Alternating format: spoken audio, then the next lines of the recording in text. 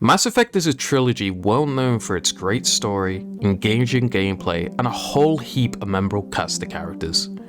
Not you, Jacob. I've actually been replaying the trilogy recently with a whole assortment of mods, and I started to wonder something once I got to the N7 missions in Mass Effect 3. That one thing being, if anyone remembers, or hell, even plays Mass Effect 3's multiplayer mode. That's right, Mass Effect had a multiplayer. Not story mode multiplayer, though that would be amazing, but a horde mode. Now, if you've only ever played Mass Effect Legendary Edition, you probably won't know that there was a multiplayer in the first place, as it wasn't included in the collection, and honestly, it still hurts my soul to this day. But my curiosity got the best of me, so I went ahead and launched the original Mass Effect 3, and crazy enough, the multiplayer still has its servers up and running, so you could still find games to play to this day. And as a result, I've been playing a bunch of it. The question is though, why? Why is this multiplayer mode from 2013 still being played, and what makes it such a unique experience to other horde modes? Well, put away that red sand, you cheeky mincemeat. Sit back and relax with your emergency induction port, as I'm about to tell you just how and why exactly Mass Effect 3's multiplayer is a hidden gem with some sore bits that you can still play to this very day. So, the multiplayer. What is it, I hear you asking? Well, I can't actually hear you, but you know. Mass Effect 3's multiplayer is a 4-player co-op horde mode, consisting of 10 rounds of fending off waves of enemies. Those enemies can range from Reapers, Cerberus, Geth, and Collectors. Yes, this multiplayer added Collectors. Now, once every 3 rounds in a multiplayer match, you'll be tasked with different objectives to keep you on your toes and earn credits to buy new items and characters. Those objectives can vary from collecting data caches, escorting a drone, uploading intel at set locations, or taking out high-value targets. Once you reach the last round, you'll have to get back to your shuttle for a successful mission extraction. On paper, it all sounds very simple. Something that you might not even look twice at, but the uniqueness of this mode comes from being set in the Mass Effect series itself. So if you were a fan of the series following the games when they were coming out, one of the main hopes and dreams for fans of the game was, man, I wish Romance in Morroth was canon. Wait, no, sorry. I mean, that's true, but the main wish was, man, I wish we could play as the alien races in the game, which the series had a lot to offer, and with the launch of Mass Effect 3's multiplayer, fans got exactly that, being able to play as Asari, Turians, Krogans, etc, etc. And with every update this multiplayer got, more and more alien races were added, which satisfied a lot of fans. Sure, it's a horde mode, but it's a horde mode where you could unironically become the biotic god himself. Yes, I am playing as a bright pink collector. How could you tell? Yeah, you could also customize each character's looks. The more you unlock the same character, the more options you received. From primary color, secondary, pattern, lights, and even skin tones. And with the different races to play, it wasn't just cosmetic. Playing as a Turian, for example, is a very different experience to playing something like a Geth or a Vorcha. My honest to god favorite, and it's probably others as well, is playing as a Krogan.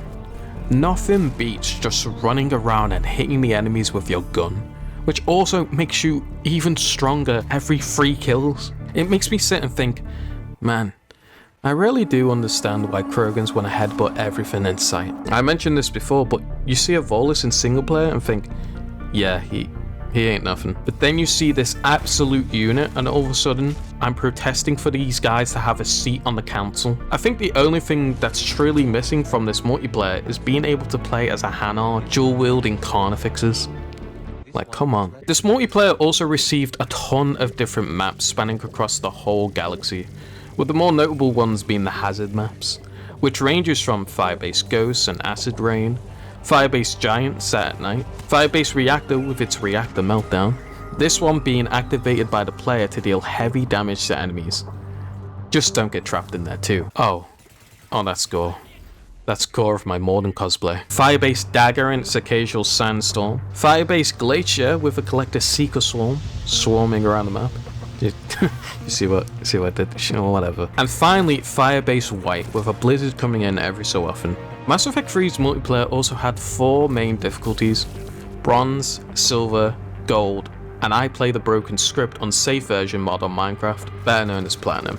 And each one of these difficulties changes enemy health, shields, armor, and numbers. Bronze is very much your beginner-friendly difficulty with smaller enemy waves, fewer elites, and faster objectives.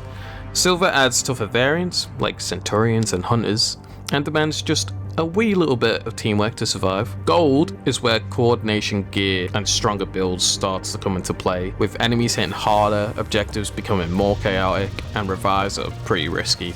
Then there's Platinum.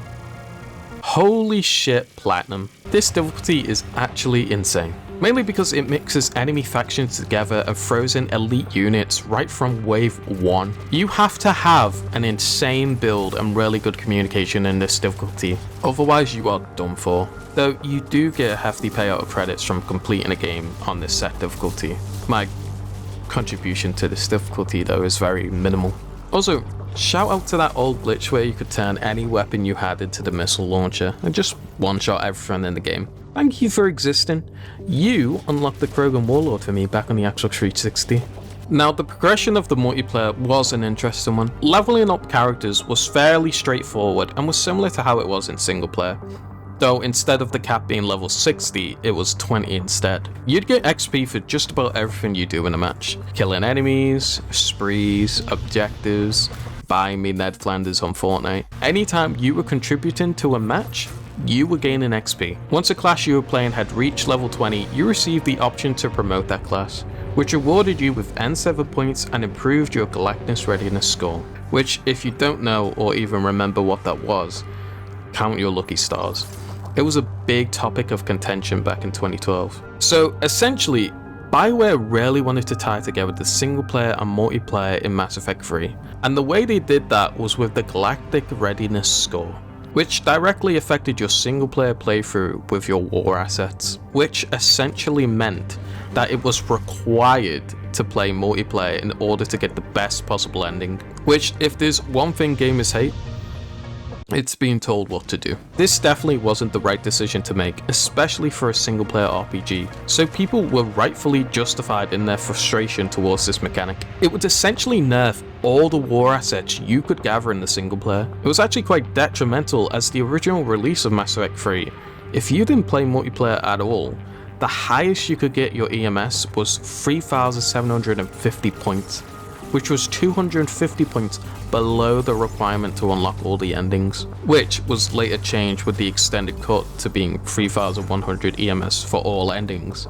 But then again, would you really put in all the effort just to unlock Synthesis?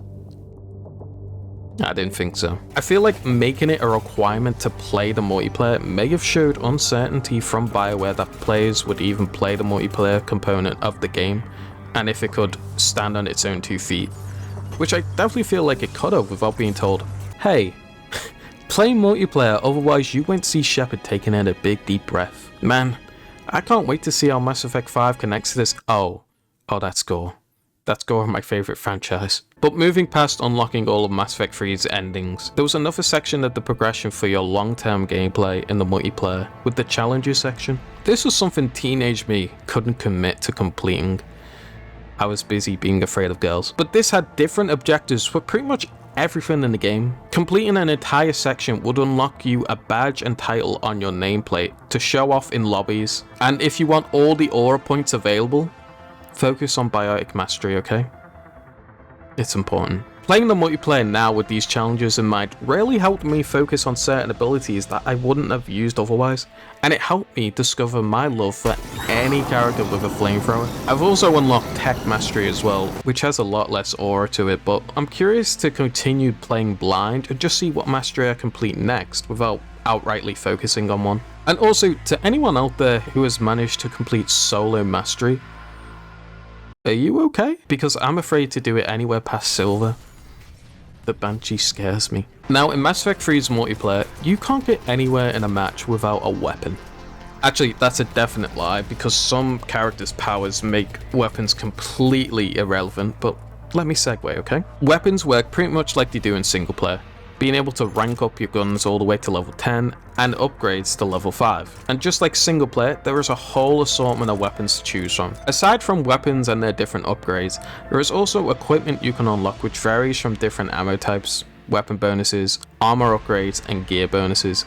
the gear bonus being the one item that doesn't get used in the mission, whereas the others only have a one-time use. Now, unlocking all these different characters and weapons comes from another bit of a sore part of this multiplayer, and that's loot boxes. Mass Effect 3's multiplayer was my first exposure to loot boxes and many others back in 2012, and it certainly threw a spanner in the works. You were basically given the choice of either grinding hours upon hours to unlock stuff you wanted in the game, or give EA money. But even with both of those options, what you got from these loot boxes was completely down to RNG. You might get the Geth Prime, or you might get this ugly ass for the 500th time. Or if you're on the PC version, just edit the file that lists how many credits you have. I mean, what? And with the game being out for as long as it had, loot boxes aren't a thing in the gaming industry anymore, so you can't buy them with money anymore in the game. If it came out now, you know there would be a battle pass in here. This actually brings me to another interesting point about this multiplayer, but presumably because of the loot boxes in the game, each update to the multiplayer was free,